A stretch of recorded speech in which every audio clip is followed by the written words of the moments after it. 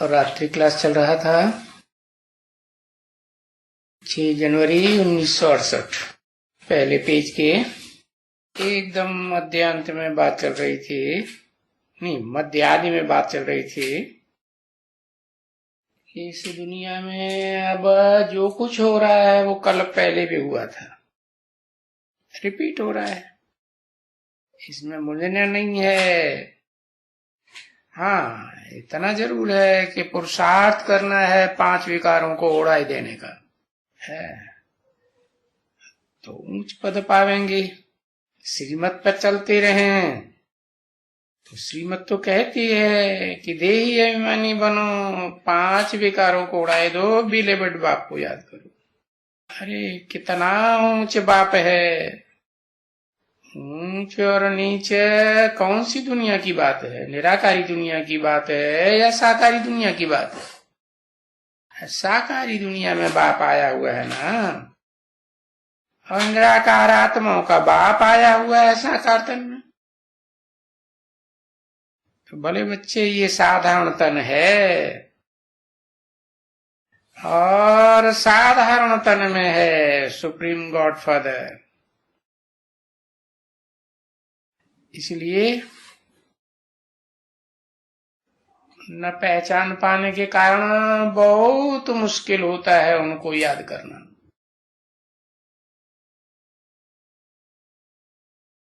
क्योंकि पहचान नहीं पाते हैं तो घड़ी घड़ी संशय आता है। क्योंकि अगर सतयुग का 16 कला संपूर्ण कृष्ण होता, सजा सजाया, सर्वगुण संपन्न, तो वो तो सब उनको पकड़ लेते, और अभी तो वो कुछ हो भी नहीं सकते हैं। ये तो इम्पॉसिबल चीज है क्या कि वो 16 कलाबद्ध श्री कृष्ण की आत्मा है मुकर्रर रथधारी बन जाए।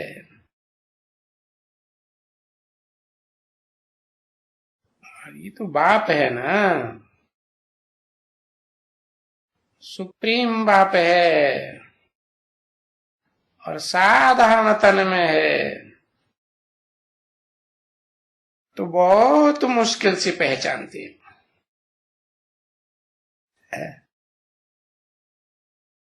क्या अड़चन आती है? अरे गोरा चिट्ठा लंबा चौड़ा हट्टा कट्टा, हाँ? अच्छा सा होता देखने में तो सब जाके लिपट जाते हैं? नहीं, हाँ हाँ, परंतु बहुत मुश्किल है। जन्म जन्मांतर का देवान है ना, तो बहुत बच्चे हैं जो मुझ पड़ते हैं और घड़ी घड़ी मुझते हैं। क्योंकि जब तक उस आत्मिक स्टेज के नजदीक न पहुंचे कि मैं देह नहीं हूं, आत्मा हूं, तब तक मुझते ही रहेंगे। देवान मुझान में लाता रहेगा। कभी जब सुनते हैं अच्छी अच्छी पॉइंट्स वगैरह, यहां वहां सुनते हैं, यहाँ बाबा के सामने सुनते हैं, वहां सेंटरों में सुनते हैं, तो समझते हैं अरे ऐसा ज्ञान तो ऋषि मुनि विद्वान पंडित आचार्य सन्यासी कोई आज तक दे ही नहीं सके। फिर क्या होता है? फिर झट उनको माया उड़ाई देती है। कहां उड़ाई देती है? ऊंची स्टेज में है, इस ज्ञान की समझ से परे ले जाती है। और ये हेवनली गॉड फादर बाप भी कहते हैं ये मेरा साधारण तन है, मेरा क्यों कहा? अरे तन मेरा क्यों कहा शिव ने? मुकर्रर है? अरे मुकर्रर हो या नॉन मुकर्रर हो, टेम्परेरी हो, मेरा क्यों कहा? टेम्परेरी भी तो उसमें प्रवेश करता है, तो उस समय प्रवेश किया, कब्जा किया तो किसका हुआ? उसी का ही हुआ। तो इसको खास मेरा साधारण तन क्यों कहा? है? क्योंकि और जो ब्रह्मा मुख रथधारी हैं, है ना, कि एक ब्रह्मा है, ब्रह्मा नाम तो है अनेकों के, तो उनमें ये जो साधारण तनधारी है, ये तन अर्पण कैसे करता है? परसेंटेज में अर्पण करता है या 100% अर्पण करता है? कैसे कहें 100% अर्पण करता है? शास्त्रों में तो यादगार है क्या? कौन से ऋषि की यादगार है? एक अक्षर लिखो तो पता चले क्या बोलते हो। है?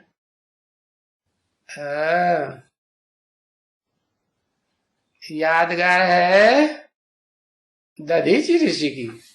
अच्छा, दधीचि ऋषि दादा लेखराज ब्रह्मा का गायन है। हाँ, माँ का गायन है। अच्छा, उनका मुकर्रर रथ लिया है। हाँ, मृकंड ऋषि का गायन है, भूल गए? म्र माना मरना, कंड माने प्रसन्न होना। काय बात में प्रसन्न होना? मरने में प्रसन्न होना। मरना किसे कहा जाता है? देह मरती है या आत्मा मरती है?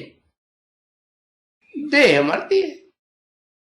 तो इस देह को है, ये देहभान को 100% मारना मना बाप का बनना। कौन से बाप का? हेवनली गॉड फादर, जो हेवन स्थापन करने का आकर रास्ता बताते हैं, उनका बनना। तो साधारण तन किसका हुआ? है? क्या कहेंगे? जो मुकर्रर रथधारी है उसका हुआ? उसका हुआ?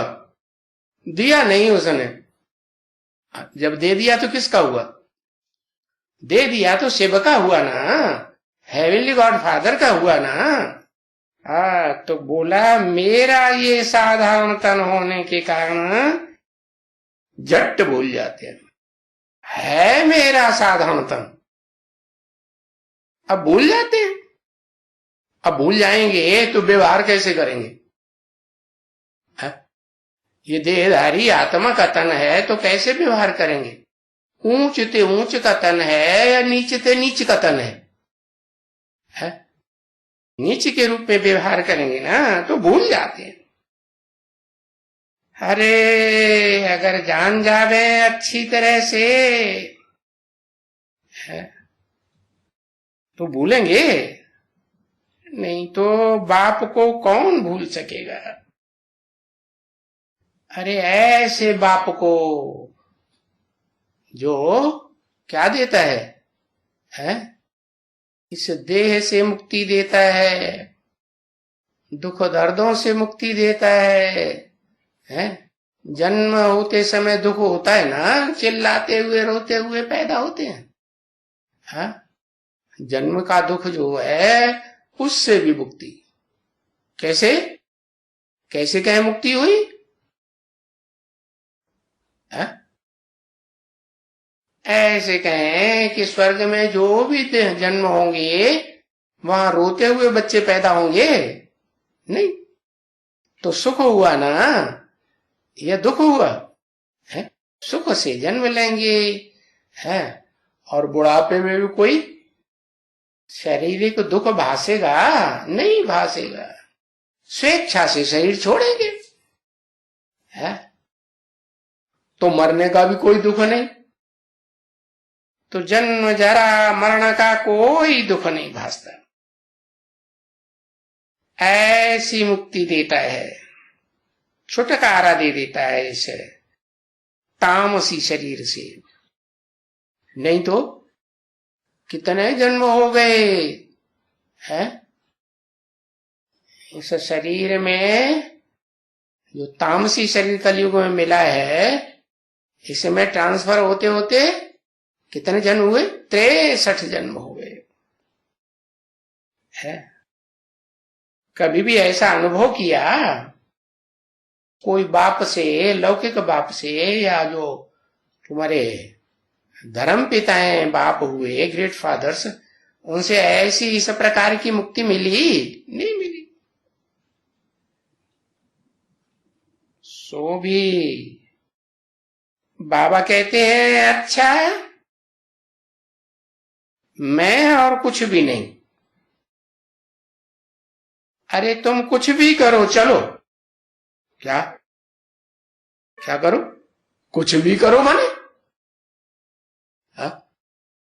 क्या हत्याएं करना शुरू कर दो? कुछ में हत्याएं नहीं आती हैं। अरे तुम कुछ भी करो, हत्या, आगजनी, ये सब नहीं आता क्या? ये भी। तो कुछ भी करो माना कुछ भी करो, लेकिन क्या करो है? अरे बोलो। बाप कहते हैं तुम कुछ भी करो, चलो करो। एक तो अपना पवित्र बनो। अपना माने अपना शरीर है, शरीर की पवित्रता की बात नहीं। मन बुद्धि से जो संकल्प चलते हैं, उन संकल्पों में भी क्या करना? पवित्र बनना है। वाइब्रेशन पवित्र छोड़ें। मन पवित्र होगा तो वाचा भी ऑटोमेटिक पवित्र होगी, कर्मण इंद्रियों की कर्मणा भी पवित्र होगी।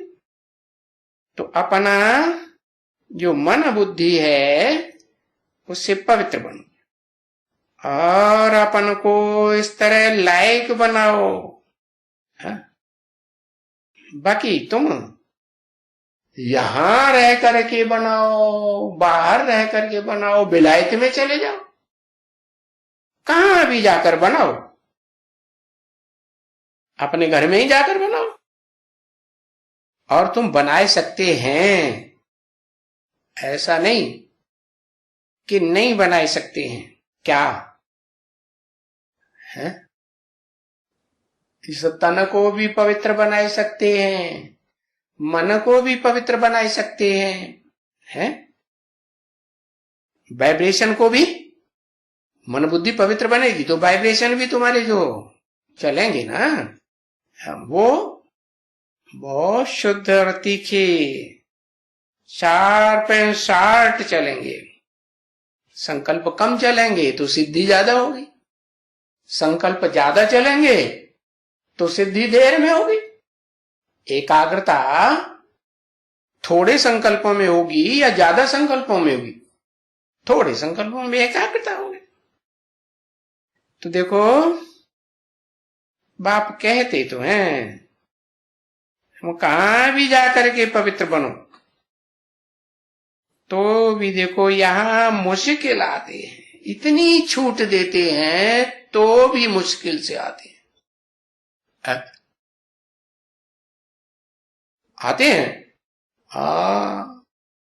देखो बच्चे जानते हैं, और अच्छी तरह से जानते हैं। क्या? बाबा ने तो बता दिया कि राजधानी तैयार हो रही है, सबता रहेगी चाहिए। अब तुम जैसी पढ़ाई पढ़ोगे वैसी प्राप्ति करोगे, जिस लगन से पढ़ोगे वैसी प्राप्ति करोगे। है राजधानी में पद कैसे कैसे होते हैं पता तो है ना? पता तो है। तो ये राजधानी स्थापन हो रही है, ऊंच ते ऊंच राजधानी है इस दुनिया की। और ये राजधानी स्थापन तो जरूर होगी। ऐसे नहीं कि सन 76 में घोषणा की थी है नई दुनिया की स्थापना होगी, पुरानी दुनिया का विनाश होगा, तो समझ में तो किसी को कुछ नहीं आया है। कैसे स्थापना होगी, किसकी स्थापना होगी? अरे हर काम पहले सूक्ष्म में होता है, फिर स्थूल में होता है। पहले तो मन बुद्धि रूपी जो आत्मा है, उस आत्मा को तो अनुभूति हो पहले, जो मनुष्य सृष्टि की बीज रूप आत्मा है? नहीं, पहले उसको अनुभूति हो कि भाई राजधानी स्थिर हुई। क्या है राजधानी? है? अरे राजा की धारणा शक्ति क्या है? राजा आत्मा राजा और शरीर में धरी हुई है। तो धारणा किसको करनी है? शरीर के द्वारा करनी है कि अकेली आत्मा धारणा कर सकती है? तो देखो, ये कोई भी बेचारे ये बातों से क्या जाने कि सूक्ष्म थूक्ष्म राजधानी का फाउंडेशन कैसे पड़ता है। कोई को शिव शंकर का ही भेद का पता नहीं है? कहते हैं जो शिव है सो ही शंकर है। अरे भाई, मंदिरों में जाते हैं, दर्शन भी करते हैं, नमन भी करते हैं, देखते भी हैं कि पुराने पुराने जो भी मंदिर हैं उनमें सब देवताओं के जो मूर्तियां रखी हुई हैं चारों ओर दीवालों में, उनके मध्य में मुख्य स्थान पर शंकर की भी मूर्ति होती है। नहीं होती? होती है? तो वो तो मूर्ति है। और बीच में कौन बैठा है? ऐसा कभी होता है कि बीच में शंकर को बैठा है और बाजू में लिंग को रख दे? कभी किसी मंदिर में देखा? नहीं। इससे बुद्धि में आना चाहिए ना, ये बीच में जो लिंग रूप बैठा है ये क्या है? अरे जो देवताएं हैं वो तो स्पष्ट है, किसको याद कर रहे हैं? हाँ, जो उनके सन्मुख शिवलिंग है उसी को याद कर रहे हैं। क्या और कोई को याद करेंगे? नहीं। तो शंकर को तो याद नहीं करेंगे। जो देवताओं की मूर्तियां चारों तरफ दीवार में रखी हुई हैं वो शंकर को याद करेंगे या आपस में एक दूसरे को याद करेंगे? आखिर नहीं। जब पहचानेंगे तो जान जाएंगे क्या कि शंकर तो पुरुषार्थी है। पुरुषार्थी है, इसकी क्या निशानी है? याद में बैठा हुआ है। याद किसको कर रहा है? कोई अपन से ऊंचे को याद करता है ना, तो याद में बैठा है, इसका मतलब है कि उससे भी ऊंच कोई और है। वो तो देहधारी है, और जो ऊंच है वो सको तो अपनी देह नहीं है, वो तो सदा काल निराकारी निर्विकारी निरहंकारी है। कौन? शिव। हाँ, तो शिव अलग है। शिव का अर्थ ही है क्या? कल्याणकारी है। और शंकर का अर्थ जो संसार में अशांति के संसार में शांति कर दे। शंग माने शांति करे, हाँ, कर माने कर, सारे संसार में शांति की स्थापना कर दे। तो देखो कैसे करता है? नाम के आगे लगाते हैं हर हर बम बम, और फिर साथ में दिखाते हैं सहयोगिनी शक्ति हर हर बम बम जय मां काली। बोलते हैं ना, युद्ध होते हैं तो उन युद्धों में जो सत्य सनातनी सेना होगी है, ऐसा नार की दुनिया में तो हिंसक सेना होती है ना, तो यादगार है। बाकी बाप ने कोई हिंसक युद्ध नहीं कराया, लेकिन ये स्मृति की बात है। ये बम ज्ञान के बम हों, वाचा के बम हों, या जो स्थूल बम हैं, इनका फाउंडर कौन है? बाप तो बताते हैं कि जब मैं आता हूं तो स्थापना के साथ साथ विनाश का भी फाउंडेशन डालता हूं। तो हिस्ट्री देख लो, सब जानते हैं कि ओम मंडली में जब से स्थापना हुई है तो उसी समय दुनिया में एटॉमिक एनर्जी का भी फाउंडेशन पड़ गया था, जिसका विस्फोट पहले पहले कब हुआ पता है? 1945 में हुआ ना। हाँ, उससे पहले 10 साल से पहले उसे एटॉमिक एनर्जी की इजाद होना शुरू हुई होगी ना, हुई। तो बाप आते हैं तो इस दुनिया का विनाश का सामान भी तैयार कराते हैं। तो वाइब्रेशन भी कोई छोड़ता होगा है क्या? जब दुखी होते हैं कोई तो कहते हैं क्या करते हैं? पुतला जलाते हैं। पुतला जलाते हैं, रावण का पुतला जलाते हैं ना। बड़े बड़े नेता हैं जो बहुत दुख देने के काम करते हैं, ऐसे ऐसे कानून बनाते हैं, तो उनका पुतला जलाते हैं। तो यहां किसका पुतला जलाने की बात है? जो रावण के राज्य में बहुत दुख देते हैं, संगठित होकर के ये दुख देते हैं, तो बताया कि सबसे जास्ती दुखी होने वाली आत्मा भी कोई होगी ना, दुख का अनुभव करती है, अति का दुख अनुभव। हे पतित पावन आओ, दिली आवाज निकलती है कि वाचा की आवाज निकलती है। ज्यादा ताकत कौन सी आवाज में होती है? दिल की आवाज में ज्यादा ताकत होती है। तो देखो, ऐसे तो बाप बुलाने से नहीं आते हैं, खुद आते हैं तो खुदा कहा जाता है? लेकिन आते तो खुद हैं, लेकिन कब आते हैं? जब इस सृष्टि रूपी रंगमंच पर उनका जो अजीज बच्चा है वो तीव्र पुरुषार्थी होते हुए भी और सच्चा होते हुए भी संसार में उसको कोई सफलता नहीं मिलती। कैसे कहें? और जो झूठे हैं, दिखावा करने वाले हैं, उनको सफलता मिल जाती। अब हीरो के व्यापार की बात ले लो, ऊंचे से ऊंचा धंधा है ना, है? तो ओम मंडली में सत्संग की जब शुरुआत हुई, उससे पहले उन हीरो के व्यापारी में जो बहुत प्रसिद्ध हुआ वो कौन हो गया? दादा लेखराज है।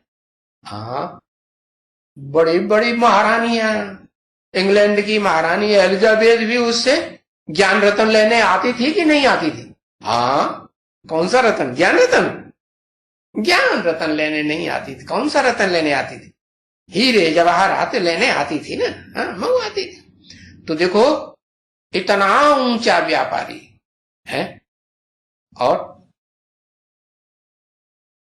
क्रिश्चियनिटी को फॉलो करने वाला, दिखावा करने वाला, या बहुत होशियार हीरो का पारखी नहीं, खुद हीरो का पारखी नहीं। हाँ, क्या बढ़िया भी रतन होगा ना, घटिया भी रतन होगा ना, तो सोने की डिब्बी में सजा के बढ़िया करे किस रखेगा कि देखने वाला समझेगा हाँ ये जरूर ऊंचा रतन होगा। तो दिखावा हुआ ना। और दुकान भी कैसी बने? दुकान ही फर्स्ट क्लास बनेगी कि थर्ड क्लास? छोटी सी दुकान नहीं। और भागीदार का क्या हाल था? भागीदार छोटी सी दुकान, और उसमें भी कोई लेने वाला आता ही नहीं था। क्या समझते थे सब? अरे इस छोटी सी दुकान के पास ये तो गरीब होगा, इसके पास क्या बढ़िया बढ़िया ज्यादा कीमती रतन होंगे, आएंगे? नहीं आते। अब इस बात को दादा लेखराज ब्रह्मा ने समझा कि नहीं समझा? अंदर से जानते तो थे ना कि इस दुनिया के जो हीरे के व्यापारी हैं उनमें सबसे ज्यादा उस्ताद और होशियार कौन सा व्यापारी है? जानते थे ना? हाँ, जानते थे। तो क्या चालाकी की, उसको अपनी दुकान में, हाँ ये भी जान लिया कि ये सच्चा भी है, तो अपनी दुकान में नौकर बना के रख दिया, भले बड़ा नौकर, मैनेजर बनाया, रख दिया ना, और खुद स्वतंत्र हो गए। स्वतंत्र हो गए और जाके सत्संग करने लगे चिंद हैदराबाद में। हाँ, जान मजीरा बजाने लगे और जानते हैं कि सच्चा है तो आधा आधा का हिसाब हुआ ना भाई। तुम्हारी दुकान में मेहनत तुम्हारी, और क्या, मेहनत तुम्हारी और पैसा, धन संपत्ति सारी दुकान की हमारी, तो आधा आधा बंटवारा तो दिया होगा ना, कुछ समय तक जरूर दिया होगा। तो देखो ये बात बताई कि इस दुनिया में जो लायकात है उसकी कदर नहीं है, जो सच्चाई है उसकी कदर नहीं। कोई कितना भी होशियार हो, सच्चा हो, उसकी कदर न होने के कारण आज देखो क्या रिजल्ट देखने में आता है। भारत के जो पढ़े लिखे अच्छे अच्छे जहीन नौजवान हैं, क्या कर रहे हैं? है?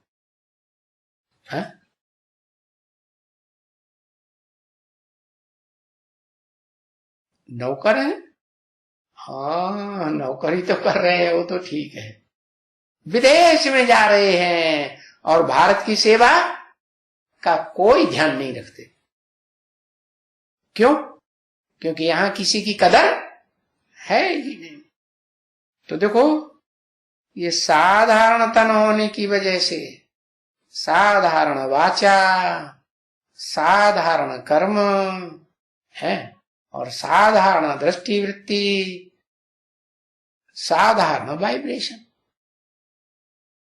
तो मुश्किल से आते हैं, क्योंकि साधारण होने की वजह से समझते नहीं है। बच्चे जानते तो हैं अच्छी तरह से है कि अभी हमारी राजधानी तो जरूर स्थापन होगी,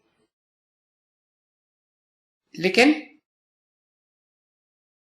इन गहरी बातों से कोई क्या जाने, नहीं जानते हैं। तो उन्हें ये भी पता नहीं पड़ता है कि शिव की आत्मा कौन सी है, किसको याद करना है, और शंकर की आत्मा क्या है, किससे लागत लगानी है। ये बुद्धि में बैठेगा फिर? है बैठेगा? नहीं बैठेगा। तो भेद का ही पता नहीं चलता है। और यहां तो बाप बैठ करके ये देखो ऐसी ऐसी बातें सुनाते हैं, जो गीता में भी लिखा, गुह्यात् गुह्यतरम ज्ञानम, गुह्य से गुह्य राज की बात बताते हैं। तो बच्चे देखो ऐसी गुह्य बातों को सुन करके खुद बंदर खाते हैं। अरे ये क्या है? ये तो देखो सूक्ष्म वतन की, सूक्ष्म शरीर से पार्ट बजाने वाली आत्माओं को भी उड़ाई देते हैं। इस सूक्ष्म वतन को भी उड़ाई दिए। अरे ये सूक्ष्म वतन कुछ नहीं है। कोई को हनुमान का साक्षात्कार होता है, कोई को गणेश का साक्षात्कार होता है, कोई को देवी का साक्षात्कार होता है। अरे ये तो साक्षात्कार मात्र है। जैसे स्वप्न में स्वप्न देखते हैं तो सच्चाई होती है या सारे स्वप्न सच्चे होते हैं? तो देखो इन साक्षात्कारों को जो सूक्ष्म वतन में देखते हैं, बच्चियां जाती हैं ध्यान में, तो ये नॉलेज थोड़ी ही है? हाँ, इसमें कोई नॉलेज नहीं है साक्षात्कारों में। अरे नॉलेज जो बाप आकर के डायरेक्ट बच्चों के सामने सिखलाते हैं, वो तो यहां है और सब बातें यही समझाते हैं। सूक्ष्म वतन में सूक्ष्म शरीरधारियों में प्रवेश करके कोई बात कोई को नहीं समझाते। नहीं तो ब्रह्मा कुमारी क्या समझती है? दादा लेखराज ने स्थूल शरीर छोड़ दिया, सूक्ष्म शरीर पकड़ लिया है, और सूक्ष्म शरीर में शिव बाप आते हैं, ऐसे ही समझते हैं ना। बाप कहते हैं मैं सूक्ष्म वतनवासी ब्रह्मा में प्रवेश ही नहीं करता। अरे नॉलेज यहां इस साकार दुनिया में आकर देता हूं, साकार तन में आकर के देता हूं कि सूक्ष्म शरीर में नॉलेज दूंगा। अरे मेरे को तो खुद ही सूक्ष्म शरीर नहीं है, न स्थूल शरीर है न सूक्ष्म शरीर है। किसको? आत्मा को, शिव को। हाँ, तो शिव को न सूक्ष्म शरीर न स्थूल शरीर, तो किस में प्रवेश करेगा? है ऐसे में प्रवेश करेगा जो जन्म जन्मांतर कभी है ऐसा शरीर, सूक्ष्म शरीर जो भूत प्रेतों का होता है वो शरीर, या श्रेष्ठ आत्माओं का भी होता है जिन्हें फरिश्ता कहा जाता है वो शरीर धारण नहीं करता। क्या? अगर अकाली मौत होती भी है, जैसे युद्ध होते हैं, तो युद्ध में अचानक किसी ने गला काट दिया तो अकाली मौत हुई ना? नहीं हुई? अकाली मौत तो हो गई। परंतु सूक्ष्म शरीरधारी आत्मा बनेगी? क्यों नहीं बनेगी? कारण है क्योंकि युद्ध करने वाले की बुद्धि में है कि हम भारत देश की रक्षा के लिए, सत्य सनातन धर्म की रक्षा के लिए युद्ध कर रहे। तो सच्चाई के लिए जो युद्ध लड़ते हैं वो युद्ध में मरने वाले स्वर्ग पाते हैं या नरक की दुनिया में जाएंगे? श्रेष्ठ जन्म लेंगे या नीच जन्म लेंगे? श्रेष्ठ जन्म लेंगे। तो ये सब बातें यहां सिखलाते हैं, समझाते हैं, और ये गहरी नॉलेज, राज की बातें समझा कर नॉलेज देते हैं। कहते हैं तुम ये लक्ष्मी नारायण बनते हो। कौन से? पीढ़ी दर पीढ़ी जो बाद में बनने वाले नारायण हैं वो नहीं बनते हो तुम, वो आदि लक्ष्मी आदि नारायण बनते हो जिन्हें ऊंच ते ऊंच पदधारी विष्णुपदी कहा जाता है। बैकुंठ के मालिक, बैकुंठ के भी मालिक, और फिर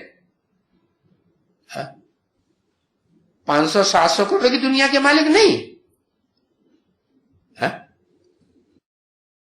500-700 करोड़ की दुनिया के भी मालिक, क्योंकि मन बुद्धि रूपी आत्मा जो है वो एक जगह रह करके, नरक की दुनिया में रह करके भी वाइब्रेशन के आधार पर स्वर्गीय जो ऊंच से ऊंच दुनिया स्थापन होती है उसमें भी सहयोगी आत्माओं को कंट्रोल करेगी या नहीं करेगी? अरे विष्णु की आत्मा जो है वो अपनी भुजाएं, जो जड़ भुजाएं कही जाती हैं, उनको कंट्रोल करती कि नहीं करती? नहीं करती? करती है। तो दूर बैठे भी योग बल की पावर के आधार पर दुनिया की कोई भी आत्माओं को कंट्रोल वाइब्रेशन के आधार पर कर सकती है। ठीक है ना? तो तुम ऐसे ये आदि नारायण आदि लक्ष्मी, जिनका कंबाइंड रूप विष्णु कहा जाता है? क्या कहा जाता है? विष्णु रूप। विष्णु रूप लक्ष्मी नारायण का ही कंबाइंड रूप है या कोई और रूप भी है जिसे कंबाइंड कहा जाता है? भूल गए। शंकर पार्वती का कॉम्बिनेशन है या नहीं? अर्धनारीश्वर कहते हैं, कहते। तो वो भी तो विष्णु स्वरूप हुआ ना। अंतर क्या है? कुछ अंतर है?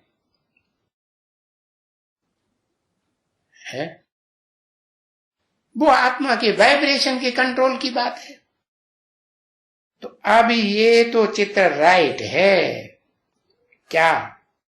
विष्णु का चित्र है, आदि लक्ष्मी नारायण का चित्र है। अभी विष्णु कोई 4 हाथ का ऐसा कोई व्यक्ति नहीं होता है, ऐसे विष्णु की कोई बात नहीं है, चतुर्भुजी विष्णु है। जैसे 4 मुखों वाला 5 मुखों वाला ब्रह्मा दिखाई देते हैं, मोस्टली तो 4 मुखों वाला ब्रह्मा ही दिखाते हैं। तो 4 भुजाएं जो विष्णु की हैं वो तो इन लक्ष्मी नारायण की हैं? कौन से लक्ष्मी नारायण की है? यह आदि लक्ष्मी जिसमें सरस्वती की सोल भी प्रवेश करती है, ओम राधे, और आदि नारायण जिसमें कौन? अरे दादा लेखराज, ब्रह्मा की आत्मा भी ज्ञान चंद्रमा भी प्रवेश करके पार्ट बजाता है कि नहीं? यादगार क्या है? चित्र में कोई यादगार है ना? क्या यादगार? चंद्र दिखाते हैं ना, लेकिन संपूर्ण चंद्र दिखाते हैं या अधूरा चंद्र? अधूरा चंद्रमा के रूप में दिखाया है। जब संपूर्ण बनेगा तो क्या होगा? है संपूर्ण बनेगा तो क्या होगा? 16 कला संपूर्ण बनेगा या कलातीत चंद्रमा बनेगा? है? कलातीत को चंद्रमा तो कहा ही नहीं जाता, अधूरा चंद्रमा की बात है। तो इनको मानना चाहिए ना, किनको? इन लक्ष्मी नारायण को है। ये जो लक्ष्मी नारायण का चित्र बनाया, इसमें 4 सहयोगी भुजाएं हैं। भुजाएं माने 4 आत्माएं हैं जिनकी यादगार दिखाई गई है। भुजाओं के रूप में क्यों दिखाया? इसलिए दिखाया कि भुजाएं जड़त्वमयी होती हैं और उनको चलाने वाला राजा ऊपर बैठेगा उत्तम अंग में या नीचे भुजाएं रहेंगी। और भुजाओं में भी 2 रूप होते हैं, लेफ्टिस्ट और राइटिस्ट। लेफ्टिस्ट जो हैं वो कड़ा काम करते हैं कि सहज काम करते हैं? कड़क से कड़क काम जो कोई नहीं करे वो काम कर सकते हैं। तो बताया लेफ्टिस्ट भुजाएं भी हैं और आईटीएस भुजाएं भी हैं विष्णु की। हाँ, तो ये 4 भुजाओं को विष्णु को देख करके मुझ जाते हैं। अरे स्वर्ग में कोई 4 भुजाओं वाला होगा तो उसकी डायनेस्टी में, वंशावली में कोई आज भी तो देखना चाहिए ना, देखने में आना चाहिए ना। आता है कोई? कोई नहीं आता। तो मनुष्य मुझ जाते हैं कि ये विष्णु कौन है सूक्ष्म वतन में, 4 भुजाओं वाला है। ब्रह्मा को तो ठीक है, 4 मुख दिखाते हैं, उसे भी देख करके मुझते हैं कि नहीं? ये 4 मुख वाला ऐसा व्यक्ति कौन सा होता है? अरे मुझते क्यों हो? तुम 10 सिर वाला रावण बनाते हो तो 4 सिर वाला ब्रह्मा नहीं हो सकता? अरे उसका अर्थ है, ये तो कवियों की प्रतीकात्मक भाषा है शास्त्रों में। उस भाषा को राज को कोई समझते नहीं है, ऋषि मुनि विद्वान पंडित आचार्य जिन्होंने ये शास्त्र बनाए। समझते हैं? नहीं समझते। तो देखो सूक्ष्म वतन को पकड़ करके बैठते हैं कि वो सूक्ष्म वतनवासी है। कौन? ब्रह्मा विष्णु की आत्मा। अरे वो सूक्ष्म वतन कोई ऊपर नहीं है कि आकाश में है या अंतरिक्ष में है, नहीं।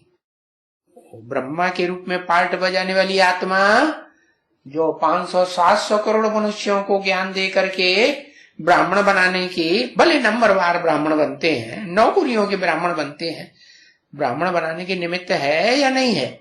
निमित्त है। तो ब्रह्मा की आत्मा भी इसी सृष्टि पर है या कोई सूक्ष्म वतन में होती है? इसी सृष्टि पर है। और विष्णु के रूप में न्यूट्रल पार्ट बजाने वाली, न ज्यादा संगारकारी और न ज्यादा पोलाइट, दोनों का कॉम्बिनेशन, बहुत सहन शक्ति का कॉम्बिनेशन है उसमें, है? परम ब्रह्म का रूप है या नहीं? परम ब्रह्म का रूप, और सामना करने की भी शक्ति है या नहीं? हाँ, महाकाली और महागौरी दोनों को कॉम्बिनेशन होता है तभी विष्णु हुआ ना। वैष्णो देवी कही जाती है कि नहीं? अरे वैष्णो देवी की पूजा होती है या नहीं? होती है। हाँ, ये है कि वैष्णो देवी का यादगार मंदिर थोड़ा नीचे है? और जिन्हें कहा जाता है अर्धनारीश्वर, उनकी यादगार मंदिर शिव का मंदिर, हाँ, अमरनाथ का मंदिर ऊंची स्टेज पर बनाया गया। ओम शांति।